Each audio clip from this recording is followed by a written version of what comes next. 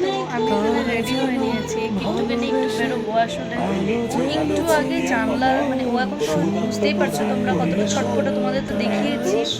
তো এখন জাস্ট ও না উঠে উঠে জানলা ধরতে যায়। এবার জানলাতেই ধরে এক সাইডে জাস্ট এইভাবে হেলে গেছে আর ও লেগে গেছে। এই সাইডের গালটায় পুরো কালশিটে পড়ে গেছে, নাকের এই পাশটাতে একটু কেটেও গেছে। তো ওকে নিয়ে জাস্ট একটু যাবো বাইরে, ও কাঁপছিল তো খুব সেই জন্য।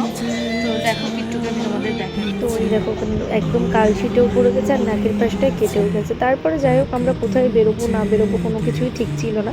তো আমরা চলে এসেছিলাম বিশাল মেগা মার্টে। আর এই দেখো এই জুতোটা ওর জন্য পছন্দ হয়েছে তাই নিয়েও ফেলেছিলাম।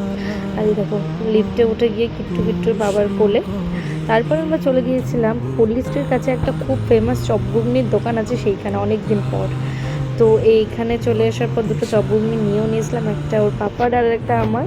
ওর পাপা সেরকম চপ ঘুগনি মানে বাইরের খাবার খায় না, বাট তবুও একটু খেয়েছিল আমার জন্য, যেহেতু আমি বলেছিলাম যে ও না খেলে আমি খাবো না। আসলে প্রায় ও অনেক দিন ধরেই এইসব খায় না। তো যাই হোক কিট্টুর জন্য আমি আসলে আজকে আরও ব্লগটা তোমাদের সাথে শেয়ার করলাম। তো যাই হোক সকলে ভালো থেকো সুস্থ থেকো। আর হ্যাঁ, তো এই দেখো কিট্টুকে আমি মলমটা লাগিয়ে দিচ্ছিলাম, যেহেতু ও ঘুমিয়েছিল জেগে থাকতে দিচ্ছিল না। তো যাই হোক চলো টাটা, দেখা হবে আবার নেক্সট একটা ব্লগে।